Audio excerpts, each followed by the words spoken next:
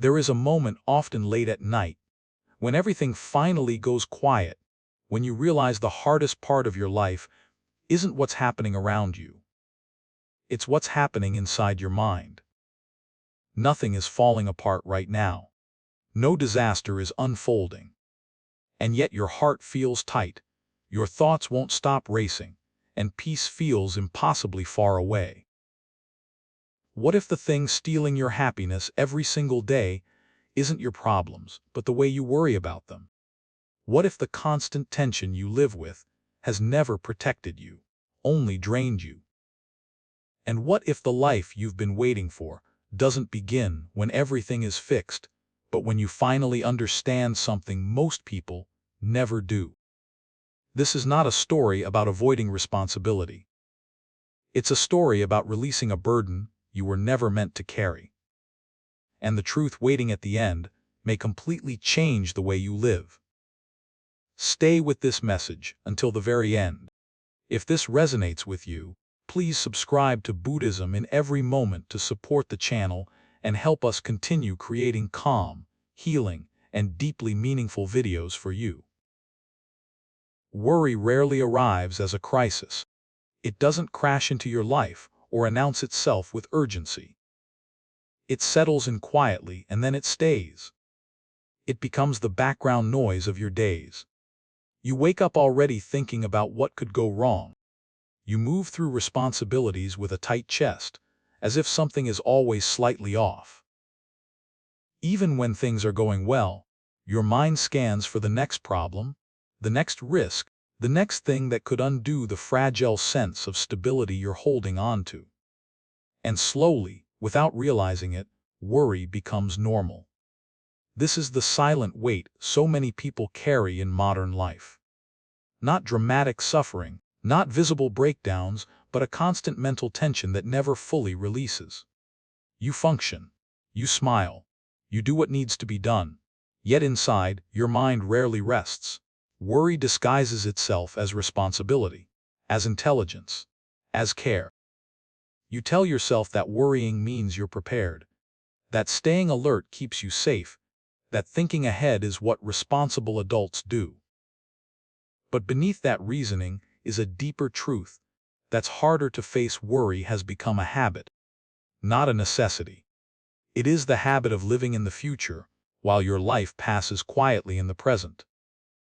The body may be sitting still, but the mind is always rushing ahead, imagining conversations that haven't happened, problems that haven't arrived, outcomes that may never come. And because the mind treats imagined futures as real threats, the body lives in a state of constant tension. This is why you feel tired, even when you haven't done much. Why rest doesn't always restore you. Why happiness feels fleeting, as if it can disappear at any moment. Worry steals joy not by taking it away, but by never letting it fully arrive. You may notice that even in moments meant to be peaceful, your mind interrupts. A quiet morning, a calm evening, a small success. There's always a voice that says, enjoy this now, because it won't last, or don't relax too much. Something could go wrong. And so you stay guarded. This kind of worry doesn't feel dramatic enough to confront, but it is powerful enough to shape your entire experience of life. It slowly convinces you that peace is something to be earned later, after everything is settled, after every loose end is tied. But life never becomes fully settled. There is always another concern, another unknown, another reason to stay tense. And this is the trap. Worry keeps you living in preparation mode, never in living mode. What makes this weight so heavy is that it often goes unnoticed, because everyone around you is carrying it too. A worried mind becomes the norm, and calm begins to feel unfamiliar, even unsafe. But here is the truth that quietly changes. Everything worry is not a requirement of life. It is a learned response, and anything learned can be unlearned. This realization is not meant to judge you. It's meant to relieve you. Because if worry was something you slowly picked up, it is also something you can gently lay down. Not all at once, not by force, but through understanding. The first step toward peace is not fixing your life. It's recognizing the invisible weight you've been carrying and admitting honestly that it has never given you what it promised. Worry has not made you safer. It has made you tired. And seeing that clearly is where freedom begins. Worry feels necessary long before it feels harmful. It presents itself as care, as responsibility, as proof that you are paying attention to your life. Somewhere along the way, you were taught directly or indirectly that if you stop worrying, you stop trying. That vigilance equals maturity. That thinking ahead, bracing for impact, and anticipating every possible problem is simply what responsible people do. So you learn to worry with discipline. You worry about tomorrow so today doesn't surprise you. You worry about outcomes so disappointment won't catch you off guard. You worry because it feels safer than being unprepared. And for a while, it seems logical. But there is a quiet truth most people never examine. Worry does not prevent pain. It only brings pain forward in time. It asks you to suffer twice, once in imagination, and again if something actually happens. The mind confuses worry with planning, but they are not the same. Planning is clear, deliberate, and purposeful. It leads to action. Worry is circular. It repeats itself without resolution. It drains energy without producing clarity. It feels active, but it keeps you stuck. Yet worry feels necessary because it gives the illusion of control. When you worry, you feel involved. You feel alert. You feel as though you're doing something to protect yourself. Letting go of worry can feel dangerous, as if you're abandoning responsibility or tempting fate. The mind whispers that without constant vigilance, things will fall apart. But look closely at your own experience. How often has worry actually solved a problem? How often has it brought peace? How often has it made the present moment lighter? Most of the time, worry tightens life rather than guiding it. It clouds judgment instead of sharpening it. It convinces you that you are preparing for life, when in reality, you are rehearsing fear. Modern life reinforces this pattern. The culture of constant updates, endless information, and permanent urgency trains the nervous system to stay on high alert. You are encouraged to monitor everything, optimize everything, and stay ahead of every possible risk. In this environment, worry is mistaken for intelligence. But wisdom feels very different from worry. Wisdom is calm. Worry is restless. Wisdom responds. Worry reacts. Wisdom knows when to act and when to wait. Worry does not know how to stop. It believes that if it pauses, something will be missed, something will go wrong, something will be lost. This belief is exhausting, and the cost of believing it is subtle but immense. You stop trusting yourself to handle life as it unfolds. You stop trusting the present moment. You begin living as if danger is always just around the corner, even when nothing is happening. This constant readiness keeps your body tense and your mind crowded. It leaves little room for joy, spontaneity, or ease. You may accomplish a great deal, but you rarely feel at rest with it. The deepest irony is this: worry feels necessary because it promises safety, yet it robs you of the very thing safety requires: inner stability. Letting go of worry does not mean letting go of care. It means caring in a wiser way. It means recognizing that clarity comes from presence, not from panic. That preparation has a place, but rumination does not. That you can be attentive without being anxious.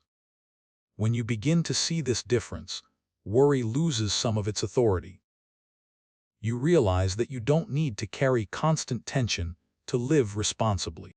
You don't need to rehearse fear to be ready for life. Life does not ask for constant worry. It asks for awareness. And awareness is quiet, steady, and grounded in what is actually happening, not in what might. Understanding this is not about forcing yourself to stop worrying. It's about seeing clearly why worry felt necessary in the first place, and gently realizing that it never was. Worry cannot survive where you truly arrive. It needs distance. It needs time. It needs a future that hasn't happened yet. The moment your attention returns fully to what is here, right now, worry begins to lose its grip. Not because your problems disappear, but because worry has nowhere left to stand. This is one of the most misunderstood truths about peace.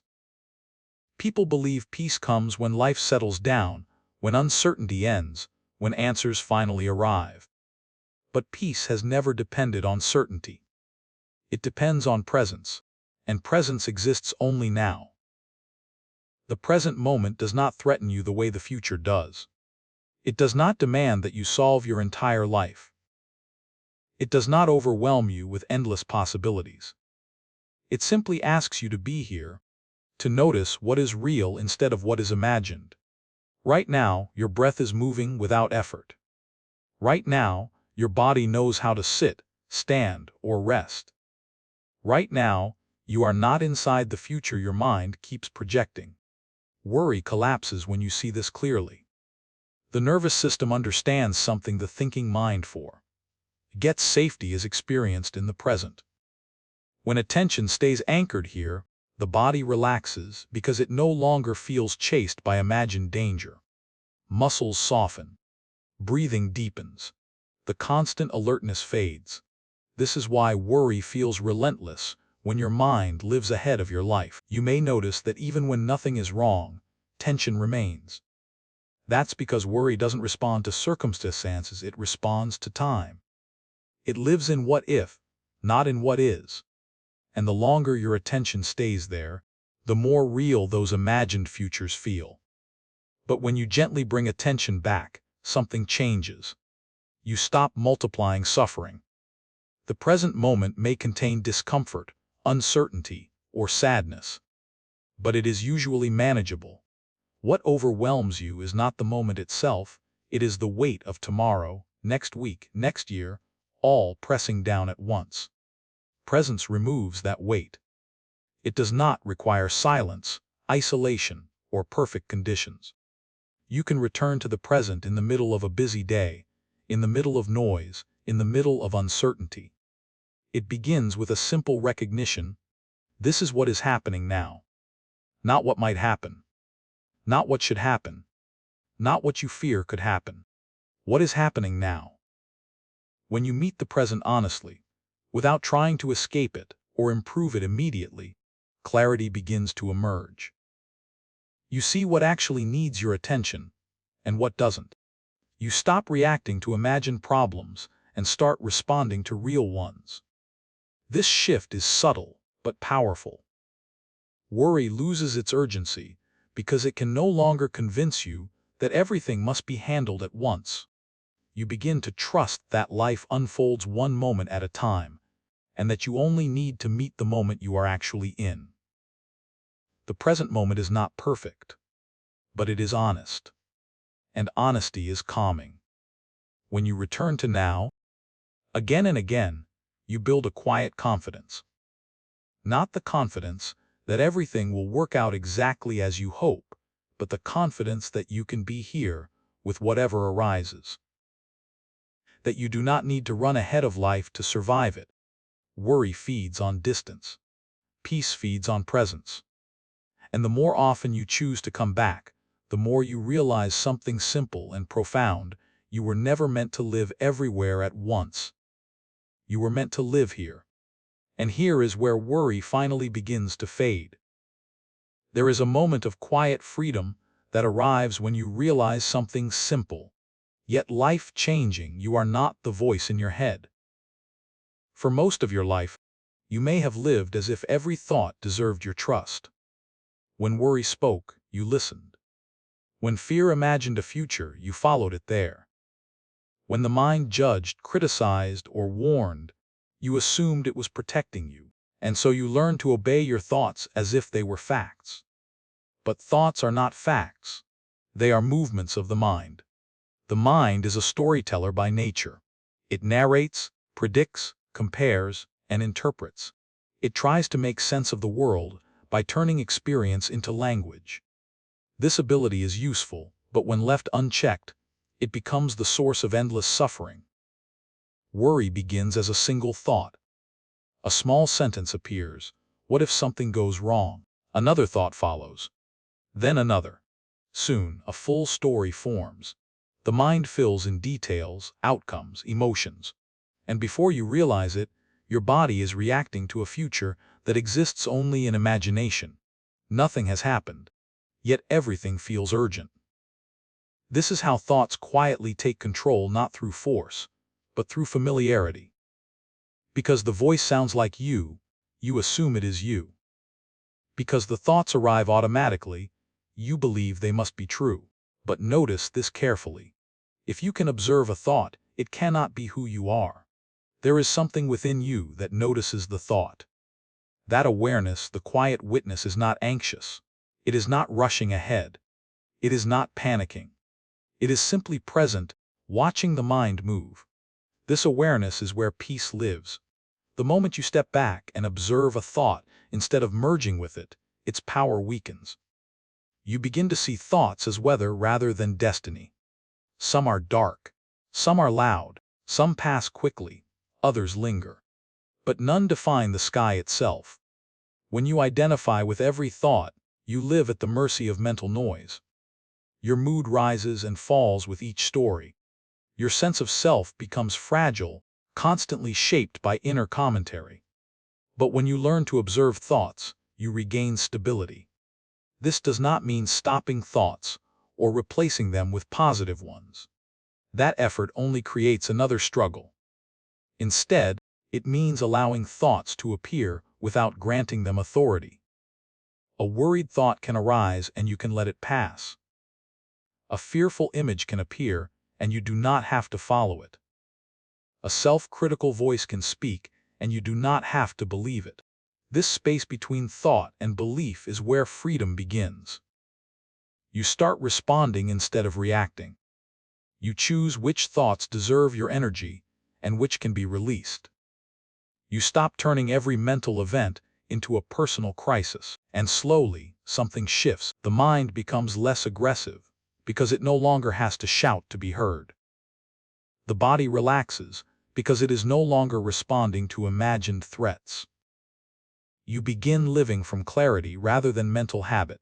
This awareness does not make you passive. It makes you grounded. You still think, plan, and reflect, but without being consumed by the process.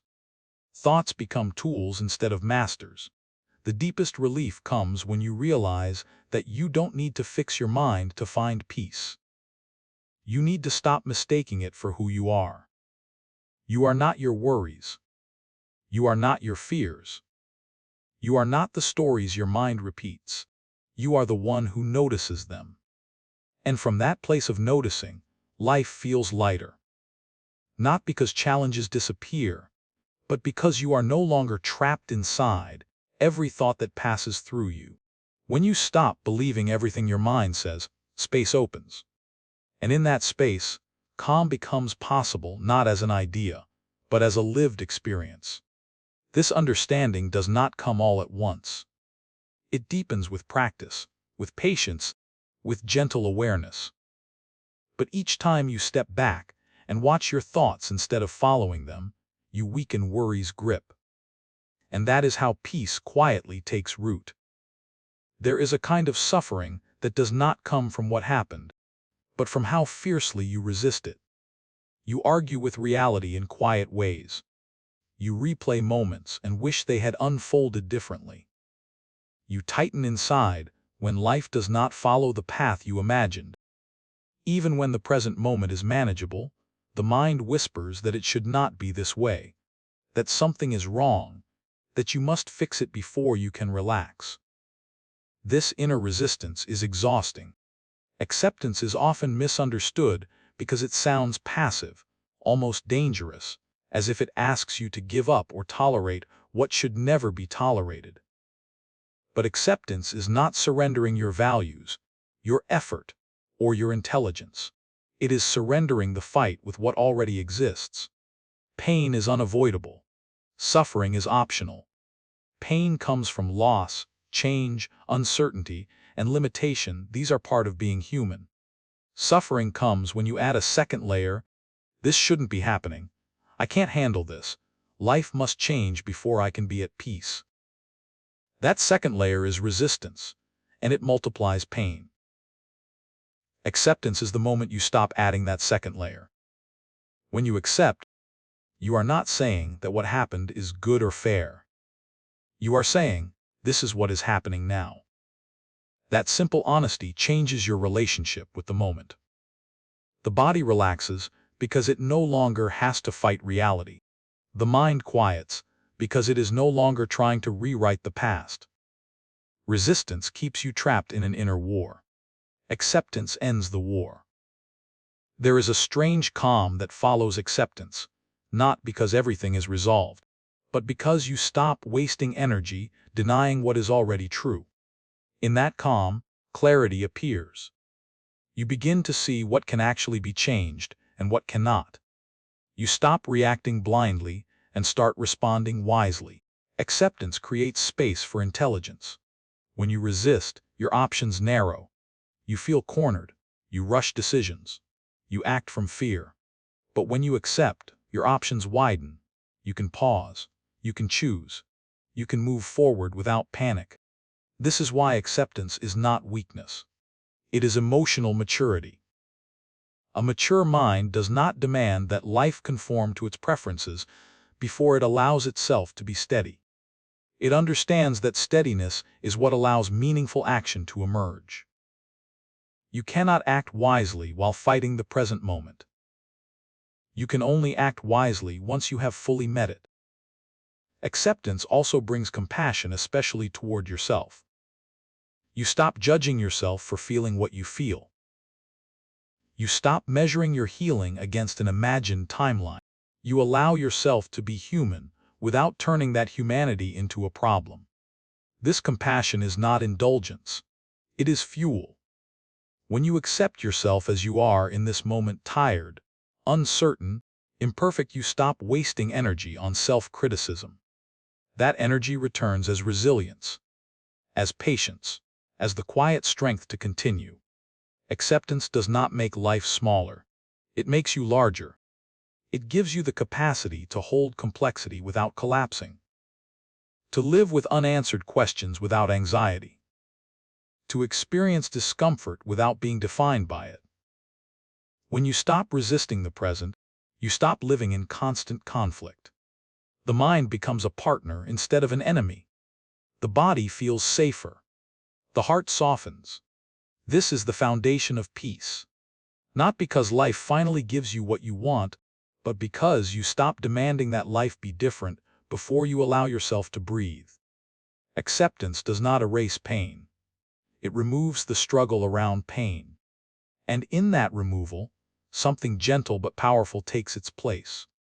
Clarity, stability, and a peace that does not depend on circumstances changing first. One of the reasons worry feels so overwhelming is not because it is intense, but because it feels permanent. When anxiety rises, the mind tells a quiet lie: this will never end. It convinces you that the tension you feel now is who you are, that the fear you're carrying will define your days, that the heaviness in your chest is something you must learn to live with forever. But nothing in life works that way. Everything changes. Impermanence is not an abstract idea meant for philosophy books. It is the most practical truth you can remember when worry tightens its grip. Every emotion you have ever felt, joy, sadness, fear, relief, has come and gone. Even the moments you thought would last forever eventually softened, shifted, or disappeared. Worry is no exception. It feels convincing because it speaks in absolutes. Always, never, this is how it will be. The mind forgets that emotions are not structures, they are movements. They rise, peak, and fall, just like weather passing through the sky. You are not the storm. You are the sky it moves through. When you understand impermanence, you stop identifying yourself with passing states. You stop saying, "I am anxious," as if it were a fixed identity, and begin recognizing anxiety as present right now. That small shift in language creates space, and space creates relief. Impermanence teaches patience.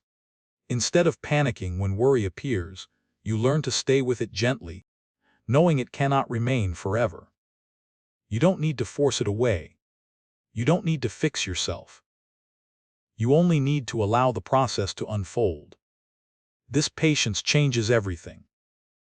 When you stop treating worry as a permanent condition, you stop making desperate decisions.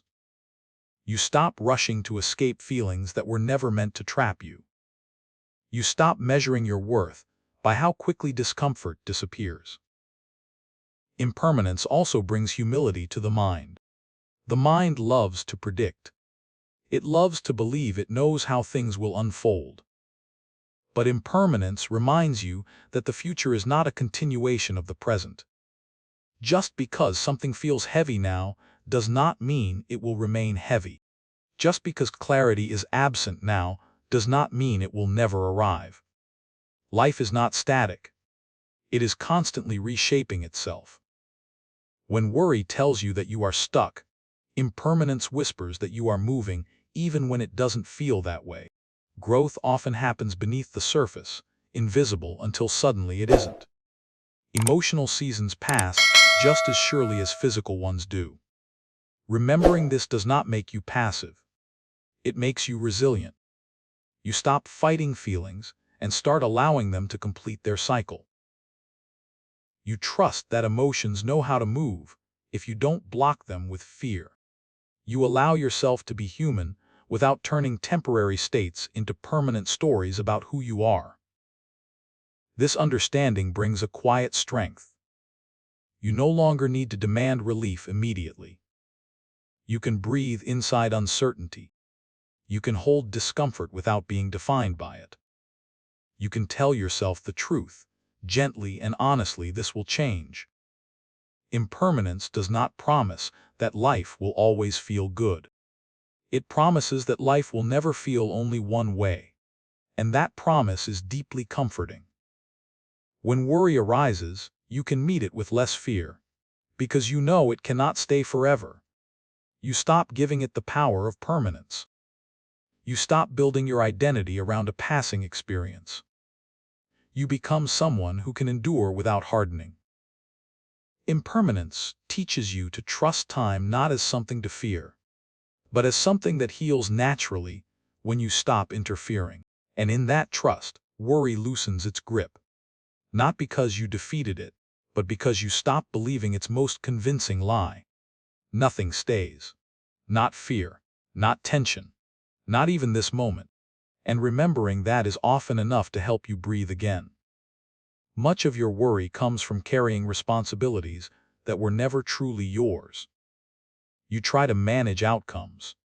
You try to control timing. You try to shape how people respond, how situations unfold, how the future should look. You tell yourself this is necessary, that without control, everything would collapse. But beneath that effort is a quiet truth that is difficult to accept. Most of what you worry about has never been within your control at all. Control feels comforting because it promises certainty. It suggests that if you hold on tightly enough, life will behave. But life does not move according to force. It moves according to causes and conditions far larger than any one person's will. When you try to dominate that movement, you create tension, not safety. This is where worry is born. Worry appears when you demand guarantees from a world that cannot give them. It arises when you mistake responsibility for ownership, effort for attachment. You do what you can, and then you keep holding on long after your part is done. The mind refuses to release the outcome, replaying possibilities again and again, as if repetition could create control. But repetition only creates fatigue. Letting go of control does not mean withdrawing from life. It means understanding where your influence ends. You are responsible for your actions, your intentions, your honesty, but not for how everything turns out. When you confuse these boundaries, worry takes root. There is a deep relief that comes when you finally recognize this. You still show up. You still care. You still act with integrity. What changes is the grip. You stop demanding that life unfold on your schedule.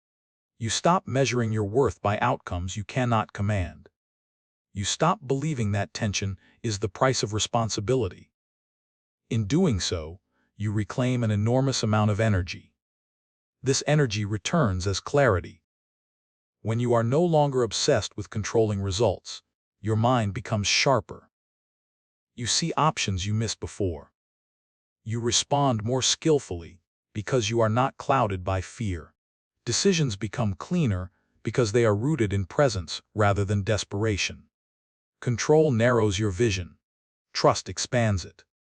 Trust does not mean blind optimism. It means confidence in your ability to meet whatever arises without collapsing. It means understanding that uncertainty is not a threat, it is a condition of being alive. When you accept that, worry loses its urgency. Life does not require you to predict every turn.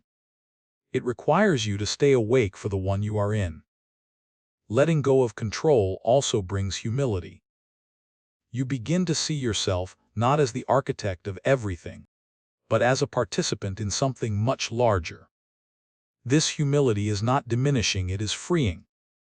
It releases you from the impossible task of managing what was never yours to manage. You stop exhausting yourself, trying to hold the world together. And something unexpected happens. Life begins to feel lighter. Not because problems vanish, but because you are no longer fighting the current. You move with life instead of against it. You take responsibility where it belongs and release the rest without guilt. This is not resignation. It is wisdom.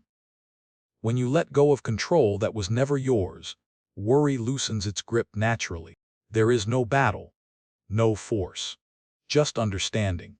You begin to trust not that everything will go your way, but that you will remain whole regardless of how things unfold. And that trust is far more stabilizing than control ever was. Peace does not come from managing life perfectly. It comes from knowing when to act and when to let life move on its own. And the moment you learn that difference, something inside you finally rests. There is a voice inside you that speaks in worry. It questions your choices. It warns you about what might go wrong.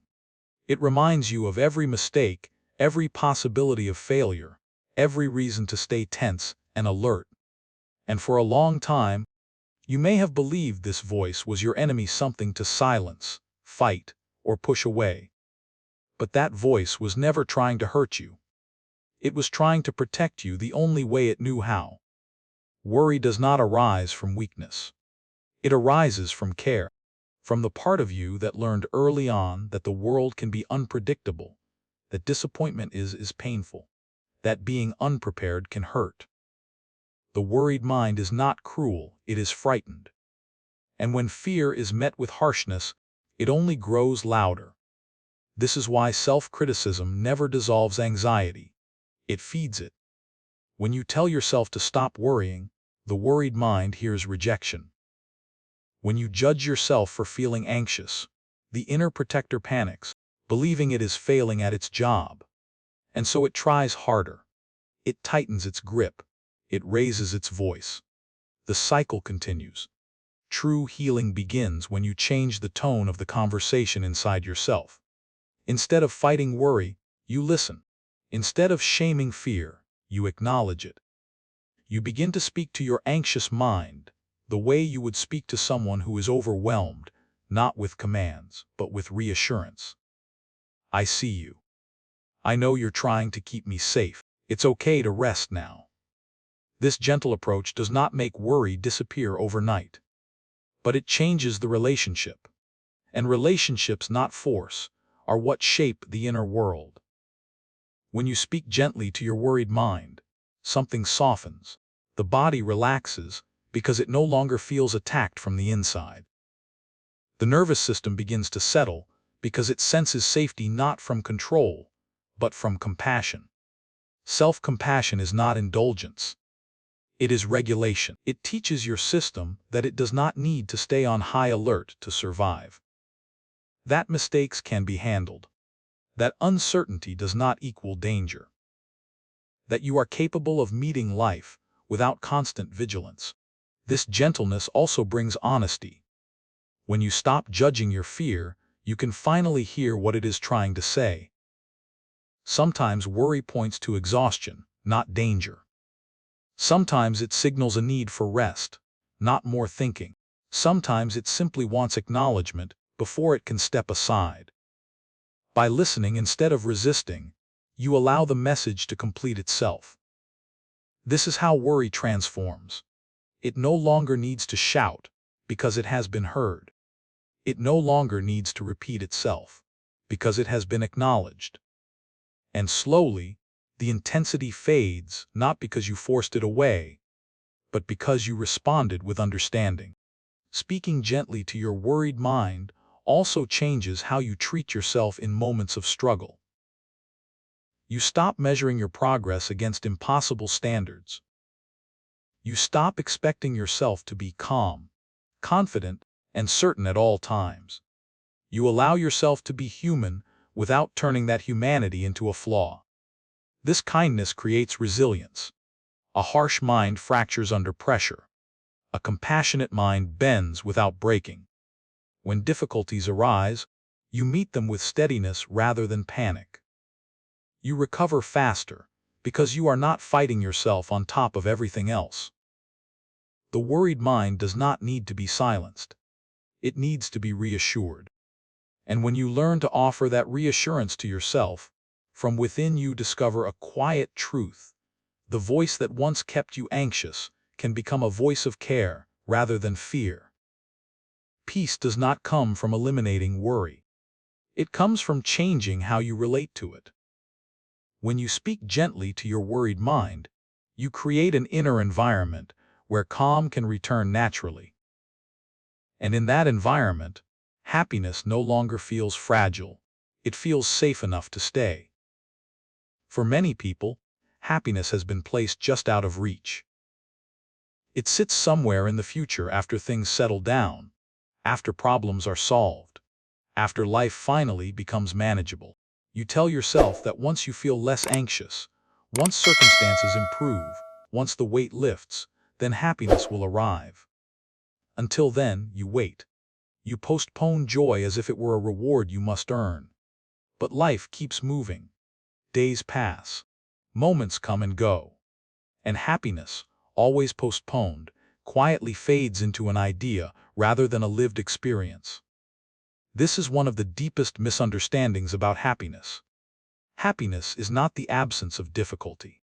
It is not a permanent emotional state, and it is not something that appears only when everything is perfect. Happiness is a practice, a way of meeting each day with presence, openness, and appreciation, even while life remains unfinished. When you wait for happiness, you give worry control over your life. Worry sets the conditions. It decides when you're allowed to feel at ease, when you're permitted to rest, when joy becomes acceptable. And because life is always changing, those conditions are rarely met. A daily practice of happiness breaks this pattern. It begins with a quiet shift in attention. Instead of asking, "Is my life good enough for happiness?" you begin asking, "What is available to appreciate right now?" This question changes everything. It brings you back into contact with what is real instead of what is missing. Happiness as a practice is not forced positivity. It does not deny pain or pretend that everything is fine. It simply refuses to let difficulty erase everything else. It acknowledges that joy and struggle can exist at the same time.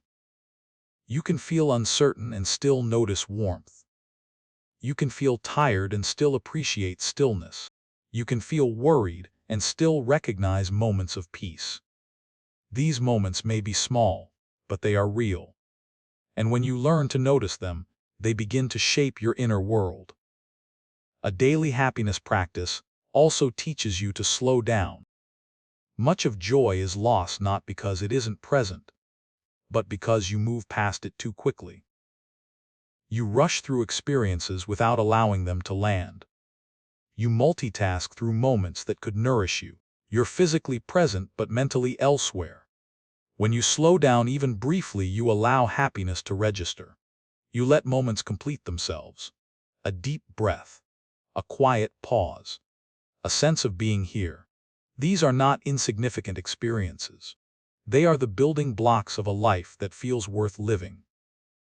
Gratitude naturally arises here, not as a forced exercise, but as recognition. Recognition that life is not only what worries you. Recognition that even on difficult days, something is holding you, supporting you, sustaining you. This practice does not make you complacent. It makes you resilient. When happiness is something you practice daily, it becomes less fragile. It no longer depends entirely on circumstances. It becomes a steady undercurrent rather than a fleeting peak. You stop chasing intense highs and begin appreciating quiet contentment. This kind of happiness does not shout. It whispers. It shows up in ordinary moments, in simple awareness, in the willingness to be present without demanding more. It grows when you stop postponing your life and start inhabiting it. Happiness is not waiting for you at the end of your worries. It is available in the middle of them. And when you learn to practice it each day gently, patiently, without pressure, you discover that joy was never missing. It was just waiting for your attention. There is a gentler way to live, and it does not ask you to escape the world or become someone else. It asks you to trust. Not blind trust that everything will always go your way, but a grounded trust in your ability to meet life as it unfolds. A trust that allows you to stop living in constant defense. Stop scanning for danger. Stop bracing for what might come next. Living with less worry and more trust does not mean your life becomes free of challenges. It means your inner world becomes more stable, even when life is uncertain. You begin to understand that worry was never protecting you, it was only keeping you tense. And once you see that clearly, something inside you relaxes. Trust grows when you stop demanding guarantees. You begin to accept that uncertainty is not a mistake in the design of life, it is part of it. When you no longer fight this truth, your energy shifts. Instead of trying to predict every outcome, you stay present. Instead of rehearsing fear, you respond to what is actually happening. This is where peace becomes practical. You still plan, but you no longer obsess. You still care, but you no longer cling. You still take responsibility, but you no longer carry what was never yours. As worry loosens its grip, trust takes its place not suddenly, but steadily. You start noticing how often life has supported you in the past, even when things didn't go as planned. You recognize your own resilience. You realize that you have survived uncertainty before, and you can do it again. This recognition builds confidence that is quiet and deep. Living this way does not make you passive. It makes you responsive. You act when action is needed and rest when it is not. You stop forcing clarity and allow it to emerge. You listen more, rush less, and meet each day without the constant need to control it. Trust also changes how you relate to yourself. You stop judging yourself for feeling anxious. You stop demanding perfection. You give yourself permission to be human, to learn, to make mistakes, to grow at your own pace. This kindness creates inner safety, and inner safety is where worry fades.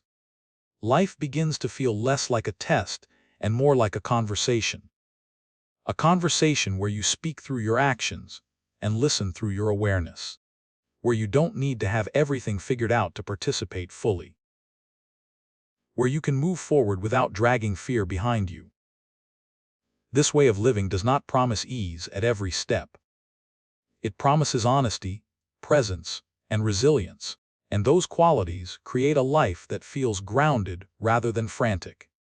meaningful rather than rushed, whole rather than constantly strained. You do not stop worrying by force. You stop worrying by understanding what is within your control and what is not. Understanding that thoughts are not commands. Understanding that emotions are temporary. Understanding that peace grows from presence, acceptance, and self-kindness. When you live with less worry and more trust, life does not become perfect. It becomes livable. And in that livability, you discover something quietly extraordinary. Happiness no longer feels like a distant goal. It feels like something you are already standing inside. Throughout this journey, one truth has quietly revealed itself again. And again, worry was never the enemy, but it was never the guide either. We began by noticing how worry becomes the invisible background of modern life, how it disguises itself as responsibility, preparation, and care, while slowly draining our energy and stealing our presence. We saw how worry pulls us out of the moment we are actually living and traps us in imagined futures that never fully arrive. We learned that peace does not wait at the end of solved problems, but exists only in the present moment where life is actually happening. Along the way, we discovered that we are not our thoughts, and that the mind's stories, especially fearful ones, are not commands we must obey. We explored acceptance, not as surrender or weakness, but as the end of inner resistance. We saw how suffering multiplies when we argue with reality, and how clarity appears the moment we stop fighting what already is. We reflected on impermanence, and how remembering that nothing stays the same softens fear, builds patience, and restores trust in time itself. We learned that much of our worry comes from trying to control outcomes that were never ours to manage, and that letting go of this illusion of control returns energy, clarity, and calm. Most importantly, we learned that happiness is not something postponed until life becomes perfect. It is a daily practice, a way of noticing, slowing down, appreciating, and allowing moments of peace to exist even in the middle of uncertainty. When we speak gently to our worried mind, instead of criticizing it, when we meet ourselves with compassion instead of pressure, worry begins to loosen naturally. Trust replaces tension, presence replaces panic, and life becomes something we can live, not just endure. The deepest lesson from this story is simple but powerful. You don't stop worrying by force. You stop worrying by understanding what is within your control and what is not.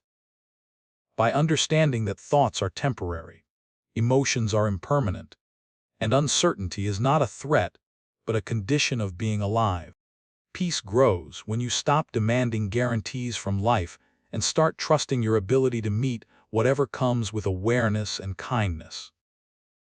To apply this wisdom in your daily life, begin small. Notice when worry pulls you into the future and gently return to the present. Question thoughts before believing them. Practice acceptance when resistance arises. Release outcomes after you've done your part. Speak to yourself the way you would speak to someone you love who is struggling. And most of all, stop postponing happiness. Allow it to exist in ordinary moments, exactly as they are. Now we'd love to hear from you. What part of this message resonated most deeply with you? How has worry shaped your life, and what helps you return to peace? Share your thoughts in the comments, so others can learn from your experience and feel less alone on their path. If this message brought you clarity, comfort, or insight, please subscribe to Buddhism in every moment. Your support helps us continue creating thoughtful, calming, and meaningful content to walk this journey together.